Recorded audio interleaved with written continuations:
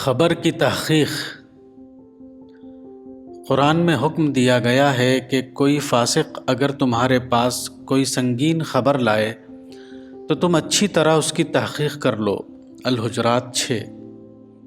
صحیح مسلم کی ایک روایت میں آیا ہے کہ رسول اللہ نے فرمایا، کفا بالمرء کذبا ان یحدث بکل ما سمع، یعنی کسی آدمی کے جھوٹا ہونے کے لیے یہی کافی ہے کہ وہ جو کچھ سنے اور پڑھے اس کو وہ بلا تحقیق بیان کرنے لگے۔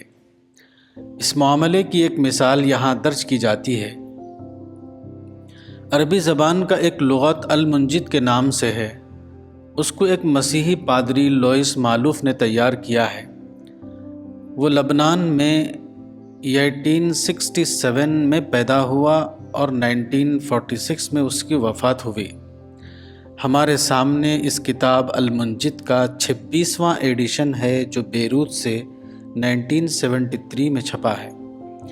عربی زبان کی اس مشہور اور متداول لغت میں الطلقاء کا مفہوم ان الفاظ میں دیا گیا ہے، الذین ادخلوا فی الاسلام کرہا، یعنی طلقاء سے مراد وہ لوگ ہیں جن کو اسلام میں جبراً داخل کیا گیا۔ اگر کوئی شخص مذکورہ کتاب کے اس بیان کو لے اور مزید تحقیق کیے بغیر اس کو پھیلانے اور نقل کرنے لگے تو قرآن کی مذکورہ تعلیم کے مطابق یہ سخت گناہ کی بات ہوگی، کیونکہ کسی بات کا ایک کتاب میں چھپ جانا اس کا ثبوت نہیں کہ وہ کوئی درست بات ہے۔ عین ممکن ہے کہ چھپنے کے باوجود وہ ایک بے بنیاد بات ہو۔ اخبار یا میگزین میں چھپنا تو درکنار، حوالے کی کتاب ریفرنس بک میں شاندار طور پر چھپنا بھی اس کی صحت کا کوئی ثبوت نہیں۔ اب اگر تحقیق کی جائے تو معلوم ہوگا کہ یہ ایک سراسر لغو اور بے بنیاد بات ہے۔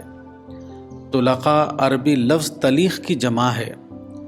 اس کے معنی آزاد کے ہوتے ہیں۔ طلقاء کے معنی ہی آزاد لوگ۔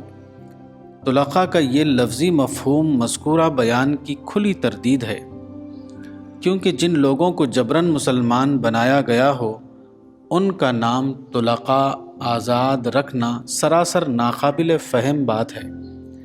دوسری بات یہ ہے کہ حقیقی واقعات مذکورہ بیان کی قطعی تردید کرتے ہیں۔ اسلام کی تاریخ میں الطلقاء کن لوگوں کو کہا گیا تھا، یہ ایک معلوم اور مشہور واقعہ ہے۔ اصل یہ ہے کہ نبوت کے 20 سال بعد مکہ فتح ہوا۔ اس وقت یہاں کے تمام سردار آپ کے پاس لائے گئے۔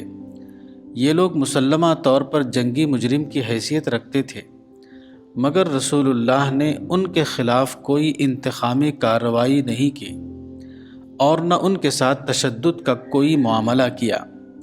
اس کے بجائے آپ نے ان لوگوں کو خطاب کرتے ہوئے فرمایا، اذهبوا فانتم الطلقاء، یعنی جاؤ پس تم لوگ آزاد ہو۔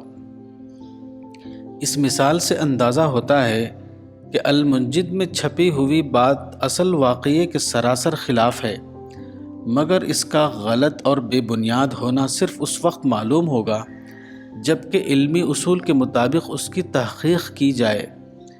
اس بیان کا غلط ہونا المنجد کے صفحات میں نہیں ملے گا، بلکہ اس خارجی مواد میں ملے گا جو اس بیان سے تعلق رکھتا ہے۔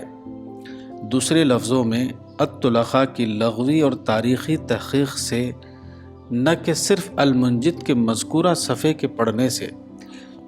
حقیقت یہ ہے کہ جب بھی کوئی آدمی ایک سنگین بات کو سنے یا پڑھے تو اس کو ہرگز ایسا نہیں کرنا چاہیے کہ وہ اس کو سن کر یا پڑھ کر مان لے اور اس کو لوگوں کے درمیان پھیلانے لگے۔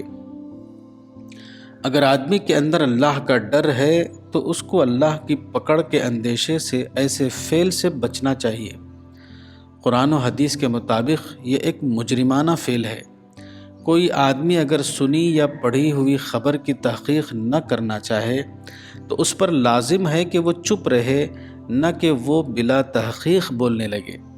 ایسی حالت میں چپ رہنا تو آدمی کے لیے قابل معافی ہو سکتا ہے، مگر بولنا ہرگز اس کے لیے قابل معافی نہیں۔